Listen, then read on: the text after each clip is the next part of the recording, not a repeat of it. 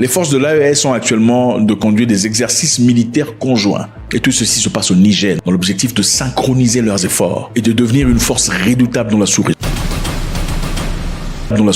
On ira ensuite au Rwanda où on parlera du fait que le Rwanda vient d'accepter de recevoir des expulsés par Donald Trump, c'est-à-dire toutes les personnes africaines qui seront expulsées des États-Unis d'Amérique iront vivre au Rwanda. Quelles en seront les conditions? Point d'interrogation. Ensuite, on ira au Mali, là où un programme de langage sponsorisé par les États-Unis d'Amérique a été suspendu. Ce programme, en effet, permettait à certains Maliens d'apprendre à lire et écrire dans leur langue locale, mettant ainsi de côté la langue française. Un programme à hauteur de 25 millions de dollars, mais qui malheureusement a été coupé et on découvrira comment ça dérange sur le plan économique la population malienne. L'Alliance des États du Sahel mène actuellement, les amis, des exercices militaires conjoints au Niger. C'est fort. Des exercices appelés Taranakale, qui signifie amour de la patrie en tamashek. Ces exercices auxquels participent les troupes du Niger, du Mali, du Burkina Faso, du Togo et du Tchad. Waouh! Ça s'expand, hein? C'est chaud. Les exercices ont débuté le 20 mai 2025 et devraient se terminer le 3 juin 2025. L'entraînement se déroule aux forces d'entraînement des forces spéciales à Tilia, dans l'ouest du Niger. Donc on a le Mali, le Burkina Faso, le Niger, le Togo et le Tchad. Waouh! Sommes-nous en train de voir une expansion de l'AES ici? Qui s'annonce? Peut-être pas directement, mais progressivement.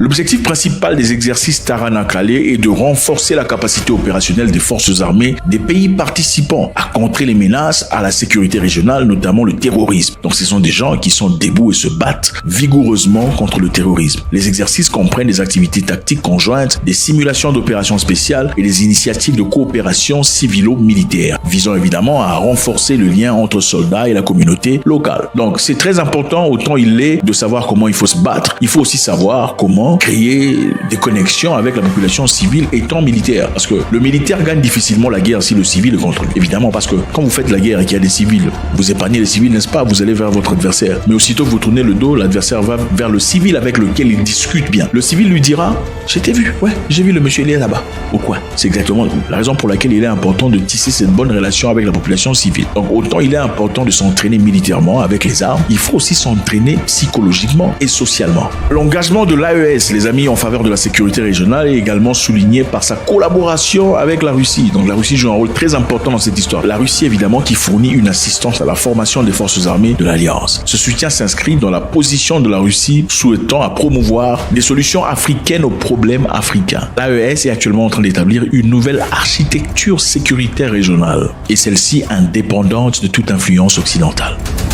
Les États-Unis vont expulser les gens vers le Rwanda. C'est fait, c'est dit, ça ne rigole pas, les discussions sont en cours. Kigali actuellement, les amis ont pour parler pour héberger les migrants expulsés des États-Unis. Mais les groupes de défense, de droits de l'homme craignent que de tels accords ne mettent davantage en danger les plus vulnérables. Kigali est en discussion avec Trump, son administration en tout cas, pour voir comment on va exporter ou exfiltrer tous les migrants, tous les illégaux, et tous ceux qui sont restés pendant beaucoup trop longtemps au Rwanda pour y habiter. Et les groupes des droits de l'homme ne sont pas tout à fait d'accord parce qu'ils pensent pas que Kigali soit l'endroit adéquat où, d'après eux, les droits des hommes sont nécessairement respectés.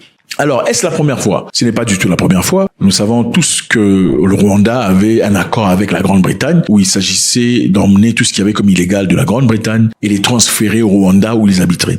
Ils avaient reçu à hauteur de 300 millions de dollars, la première tranche, si je ne me trompe pas, pour construire des appartements et des chambres et autres choses dans l'objectif de recevoir toute cette population généralement noire qui partait illégalement à la Grande-Bretagne, à travers la Manche. Donc, après l'abandon l'année dernière d'un projet britannique d'expulsion des demandeurs d'asile vers le Rwanda, Kigali est actuellement en pourparlers avec les États-Unis pour un accord similaire malgré les inquiétudes de groupes de défense des droits de l'homme. Ce mois-ci, le ministre rwandais des Affaires étrangères, Olivier Nduhungirehe, a confirmé que son pays était en pourparlers avec Washington au sujet des accords sur la migration, mais les détails ne sont pas encore révélés. Bon, il y a beaucoup de personnes qui disaient pourquoi le Rwanda accepte telles histoires, surtout parlant de ce qui s'était passé avec la Grande-Bretagne à l'époque. Pourquoi le Rwanda accepte autant d'argent? Pourquoi le Rwanda trahissent les Africains et tout le bazar. Bon, il est évident de regarder les choses d'autre part, parce que le Rwanda n'a-t-il pas besoin d'argent? Bien sûr qu'ils ont besoin d'argent. Le Rwanda a reçu l'argent venant de la Grande-Bretagne pour investir dans son pays, créer des boulots, créer des routes, créer des hôpitaux, créer des infrastructures, créer de l'emploi, dans l'objectif que leur population ne parte pas en Europe et aux États-Unis comme vous. Donc, en d'autres termes, ils ont saisi cette opportunité, parce que c'est une opportunité, pour créer un environnement qui permette à leur population de ne pas se sentir abandonnée par le gouvernement comme vous êtes abandonnés par vos gouvernements. Alors au Rwanda, savait-il que ce contrat prendrait fin un jour? Certainement. Mais il se disait, bon, avec chaque administration, il y a généralement de nouvelles politiques internationales. L'administration précédente en Grande-Bretagne voulait que tout ce qu'il y avait comme étranger parte au Rwanda et habiter. Le Rwanda a reçu beaucoup d'argent, je pense à hauteur de 300 millions de dollars. Ils s'en sont servis pour créer ce qu'il y a à créer chez eux. En fin de compte, la nouvelle administration britannique est entrée au pouvoir et a annulé ce procès disant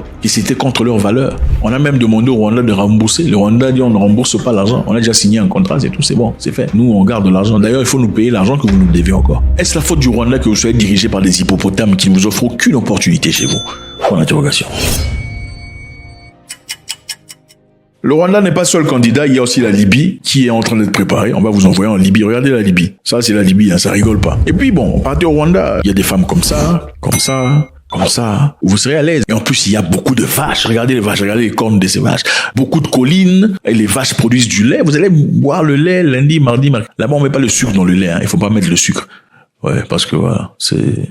Non, faut pas mettre le sucre dans le lait, faut boire ça comme ça. Le secrétaire d'État américain Marco Rubio a déclaré que l'administration cherchait des pays de préférence lointains pour accueillir des personnes expulsées. Il dit « Nous travaillons avec d'autres pays pour dire nous voulons vous envoyer certains des êtres humains les plus méprisables dans vos pays. On va envoyer des gens méprisables. »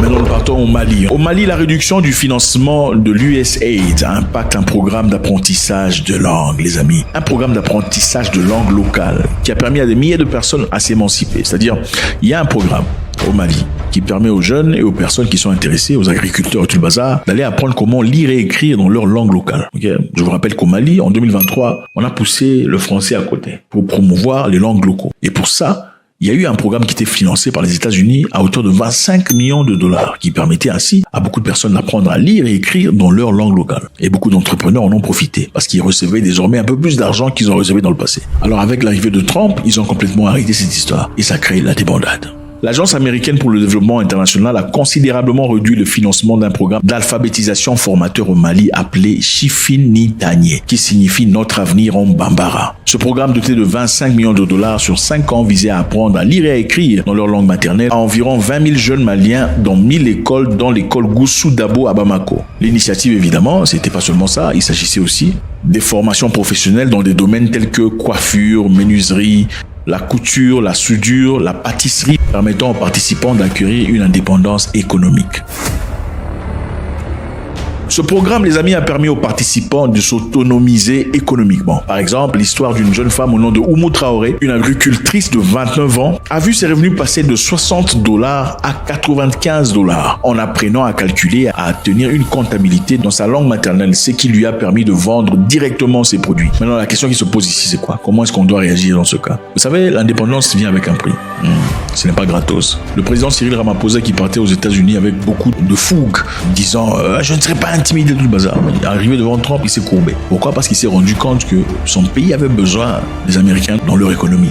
Sinon, ça n'irait pas. Donc, quelquefois, voilà, il faut savoir avant de commencer une guerre, il faut se préparer financièrement. Parce que nous savons aussi que le Mali a tourné son visage vers la Russie. Quand tu tournes ton visage vers la Russie en expulsant la France, c'est-à-dire que on voit les États-Unis, même si tu ne le dis pas ouvertement. Et aussi, Donald Trump a dit que l'aide qu'il donnait, il devrait être justifié par le fait que le pays qui reçoive soit partisan de la politique étrangère américaine. Donc si vous ne soutenez pas la politique étrangère américaine, pourquoi vous recevez l'aide venant des Américains? La preuve en est simple. Quand on demandait à ce qu'on vote contre la Russie aux Nations Unies, combien de pays africains ont voté? Très peu. Alors, pouvons-nous en vouloir à Trump de vouloir prioriser les intérêts des Américains? Absolument pas. Qu'est-ce qu'il faut faire à tel pour ces gens, en tout cas pour que ça avance, puisque le Mali a pris la décision de favoriser ou de mettre en avant les langues locales, le Mali, dans ce cas, doit débloquer 25 millions de dollars venant de quelque part, de l'or ou autre chose, dans l'objectif de continuer ce programme qui apparemment semble noble. Voilà les amis, faites-moi savoir ce que vous en pensez.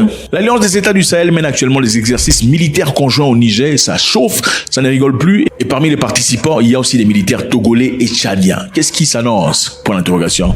Donald Trump va envoyer vos cousins illégaux au Rwanda pour aller y habiter. Êtes-vous préparés à ça? Et finalement, au Mali, la réduction du financement de l'USAID qui impacte beaucoup de personnes sur le plan économique. God bless.